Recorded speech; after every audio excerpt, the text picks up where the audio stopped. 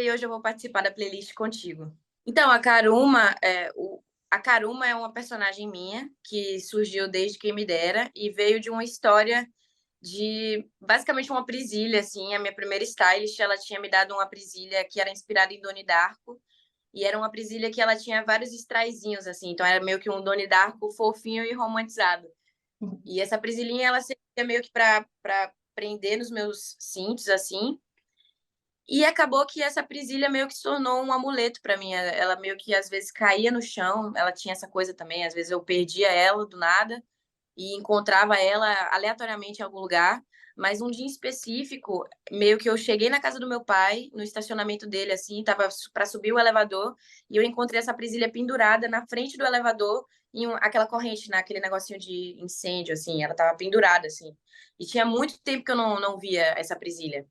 Aí eu peguei essa presilha, guardei e acabei meio que entregando essa presilha para uma pessoa em específico que eu estava me relacionando na época, meio que eu naquele sentido de entregar algo muito importante para alguém e contei a história para a pessoa, né? Porque era meio que um amuleto que sempre voltava para mim. Entreguei para a pessoa e falei esse sentido porque é algo que sempre volta. E acabou que essa pessoa e eu, a gente não deu certo e meio que ela foi uma pessoa que não me fez muito bem. Aí eu meio que ressignifiquei essa história. Eu personifiquei o coelho, que é a Karuma hoje, que é aquele coelho dos clipes que tem strass na máscara. E Uhum. ressignifiquei também a história do sempre volta para o karma. Por isso que o nome é Karuma, que vem de karma em japonês. E é meio que a Karuma em si, ela é uma ressignificação de uma história minha, assim. E em relação ao álbum em específico, o Karma tem muito a ver também com as minhas músicas, porque eu sempre falo de gostar muito de alguém que às vezes não é recíproco, ou alguém gostar muito de mim que também não é recíproco. E essa relação de, sei lá, às vezes você machuca alguém e você é machucado por causa disso, e às vezes alguém te machuca e a pessoa é machucada depois por causa disso. É meio que essa Uhum. relação do karma, essa relação cíclica, assim. Então, na época que eu estava escrevendo as músicas, tipo assim, bem no início, início mesmo, antes de lançar Bateria Social, antes de lançar Não Fosse Tão Tarde, eu estava muito na vibe do universo, assim, de ver horas iguais, sabe quando você vê aquela hora igual, aí você vai pesquisar no Google, 12 do 12, a pessoa amada vai voltar. E aí eu sempre vi muitas datas iguais, até pelo fato de eu estar sempre no computador, de estar sempre, enfim, ideia de música, eu sempre via muita hora igual. E aí eu pensei, pô, eu vejo tanta coisa igual, tipo, sem tanto número igual, por que não lançar músicas em datas iguais, assim? Aí, se eu pudesse, eu ainda lançava, tipo assim, 7/7, 7 horas da manhã, 8/8, às 8 horas da manhã, pra ficar tudo realmente igualzinho, assim. E eu lembro que um dia em específico, depois de Não Fosse Tão Tarde, assim, que era algo que eu até estava falando antes, eu tenho até print aqui disso. Eu lembro que eu abri o Spotify for Artists, que é onde você vê os números de streams, e tava lá 7777. Eu nunca esqueço disso. E aí, na hora, assim, me veio um pensamento assim, por que que eu não lanço vários singles em datas iguais, como eu tô fazendo agora? Tipo assim, eu não perco esse foco de lançar em datas iguais, e aí lanço um álbum um ano depois de Não Fosse Tão Tarde. Então, eu sempre tive muito isso, por estar conectada com o universo, de ver tantas horas iguais, assim, eu sempre pensei em trazer isso para minha vida, porque tudo em relação à música, assim, para mim, é algo que eu sempre quero levar muito minha verdade em relação a tudo. Então, como eu estava muito nessa brisa de horas iguais, por que não também fazer isso nas músicas, no sentido de lançar em datas iguais? Aconteceu uma história comigo em relação a uma presilha de coelho, por que não personificar essa presilha de coelho e transformar Uhum.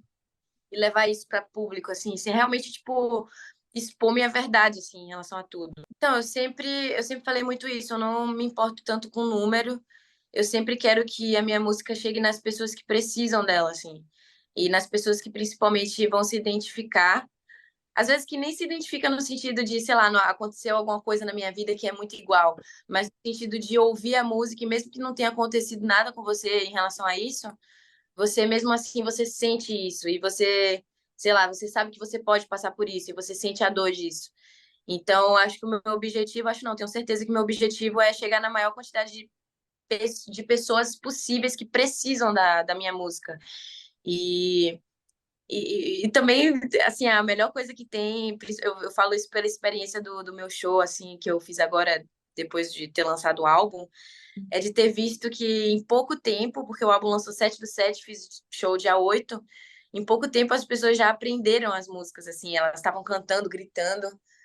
E é isso, eu acho que é ver as pessoas cantando, é poder fazer show, é poder encontrar com as pessoas, é ler texto no YouTube de alguém que se identificou muito com a música, escreveu, parou o tempo para escrever um texto do quanto a música fez ela se identificar, fez ela lembrar de alguma coisa que aconteceu há 20 anos atrás, há 10 anos atrás, há 5 anos atrás. E acho que é isso, acho que o mais fundamental do Caruma, assim, para mim, é realmente abraçar essas pessoas. Na verdade, eu não comecei cantando assim. Eu sempre comecei. Meu pai me botou em cursos de piano, eu fiz curso de violão, minha voz nunca foi meu foco. Uhum. Mas acabava que, por exemplo, eu vou dar o exemplo da minha aula de piano, ou da minha aula de violão. Meu professor em específico teve um dia que ele pediu para eu tocar violão e cantar em uma apresentação que era só para tocar violão. E aí acabou que eu cantei. E depois disso, meio que lá no meu colégio, eles investiram muito, eles sempre investiam muito em música, assim. E eles sempre montavam palcos de sexta-feira para quem quisesse cantar, cantar. E esse meu professor de violão, ele meio que me levou a isso. Ele falava assim: pô, toca essa sexta-feira, toca tal música, a música que a gente ensaiou nesse dia. Aí você toca e canta também. E aí nisso eu fui tocando, cantando. As pessoas foram meio que reconhecendo isso. Eu acabei virando a menina que canta lá no meu colégio. E meio que toda sexta-feira que a minha escola montava esse palquinho, eu ia lá e cantava. Aí virou sempre assim, eu ia cantando, ia cantando, ia cantando, ia cantando. E nisso, teve a inscrição do The Voice Kids, que foi uma das pessoas que me ouvia cantando no colégio, que me mandou. Ela me mandou no Facebook. Ela falou: pô, eu sempre vejo você cantando. Aqui eu sei que você não pode participar do The Voice adulto ainda. Eu tinha 14 anos na época. Sei que você não pode Uhum. participar do The Voice ainda, mas aqui, ó, lançou o The Voice Kids. E eu tenho certeza que você ia se dar muito bem. Aí eu fui, né? Me inscrevi, fiz meu nome artístico, Lou Garcia. Eu lembro que na época eu ainda estava na dúvida se eu ia botar Lou ou só Lou ou Lou Garcia, assim. Me inscrevi no The Voice, passei nas audições e, assim, perdi na batalha, acabei perdendo na batalha, mas eu sinto que essa coisa de eu ter perdido me deu muito mais sangue, assim. Foi quando eu realmente comecei a levar tudo no sentido de eu preciso conseguir, eu preciso ser o que eu sonho, assim, sabe? Mesmo que a música seja aquela coisa que algumas pessoas elas meio que veem como algo que é, sabe, meio hobby, assim, você tá fazendo isso porque é hobby, não é porque você quer ser realmente cantora. Você quer ser cantora, mas você também tem que ser advogada, sabe? Não que você não possa ser cantora e advogada. Mas sempre tem aquela coisinha, assim, das pessoas ficarem meio desacreditadas. E eu lembro que quando eu perdi no The Voice, eu pensei, eu preciso fazer com que as pessoas estejam erradas sobre mim, eu preciso fazer isso dar certo, eu preciso conseguir, eu preciso ser a maior cantora do Brasil e eu vou conseguir. Só me deu essa escolha, assim. Então, é isso. Eu nunca comecei na questão da voz ser meu foco. Sempre tive, claro, minhas referências musicais de quando eu era pequena, Taylor Swift, Demi Lovato, até porque eu cresci com a Disney, assim, basicamente. Sempre gostei muito de ouvir música, mas nunca foi algo que, sabe, eu ouvia minha voz e eu sabia que eu ia ser cantora, assim. Então, o The Voice foi algo que realmente fez eu pensar, agora é sério, agora eu realmente canto muito, eu tenho talento, eu escrevo música e é algo que eu preciso fazer dar certo, assim. Então, minha principal do topo de tudo é The Neighborhood, que é a minha banda favorita. Eu falo, juro, meu empresário tá rindo aqui, porque realmente eu sempre falo The Neighborhood porque é uma banda que não sai da minha playlist. Uhum. E Taylor Swift, assim, Taylor Swift, hoje eu não tô escutando tanto a Taylor, mas foi por causa da Taylor que eu comecei a compor, basicamente. Ela era a minha principal referência eu me identificava muito com as músicas dela. Eu lembro que na época ela lançou You Belong With Me, e aí eu peguei os acordes de You Belong With Me, e aí comecei a fazer música também. No início eu até escrevia mais em inglês, assim. E eu sempre tentei muito parecer com ela na hora de escrever, assim. Hoje eu não ouço mais tanto, mas eu tenho um apego emocional, não no sentido de não ouvir, assim, mas ela ainda é a Taylor Swift para mim, assim, sabe? Ela é a pessoa que eu comecei, ela é alguém que eu vanglorio, assim, bastante. E, Eu assim, sei bem.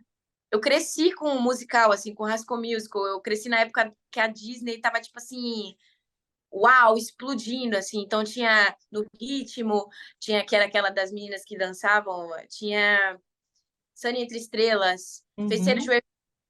E eram coisas que a Disney ela sempre colocava música junto, assim. Então a Disney tinha muito musical, eu amava assistir musical. Então eu meio que cresci com isso. Eu sempre assisti muita coisa de música. Assim, a música sempre teve muito presente. Então, 5 músicas. Vou botar de Querer Tanto, que é uma música que não tá saindo da minha cabeça, que é uma música do álbum Caruma.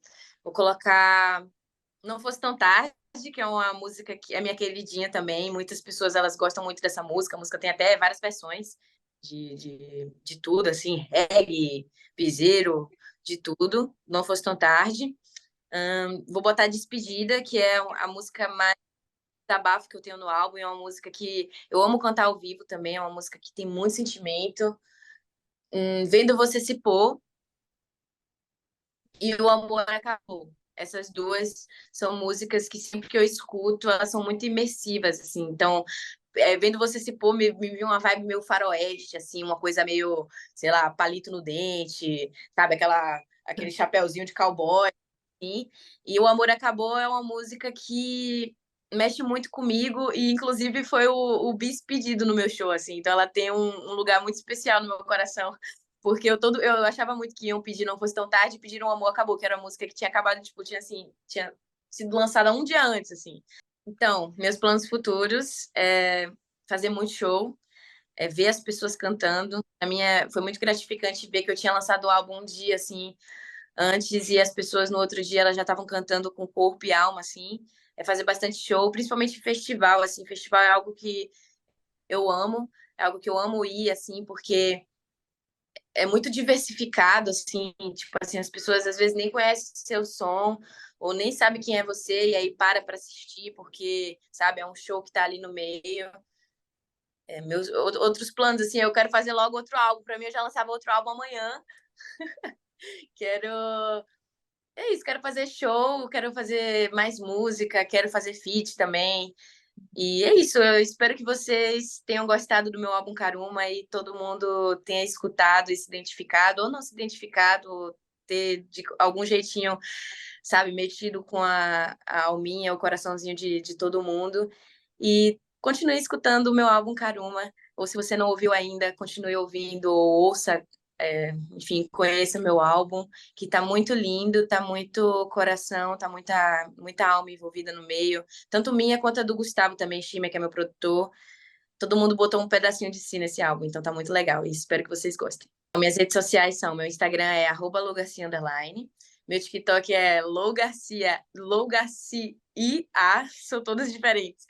Tem meu Twitter, agora eu tô super ativa lá no meu Twitter, @lougarciar. E acho que essas três, assim, são as minhas principais, assim.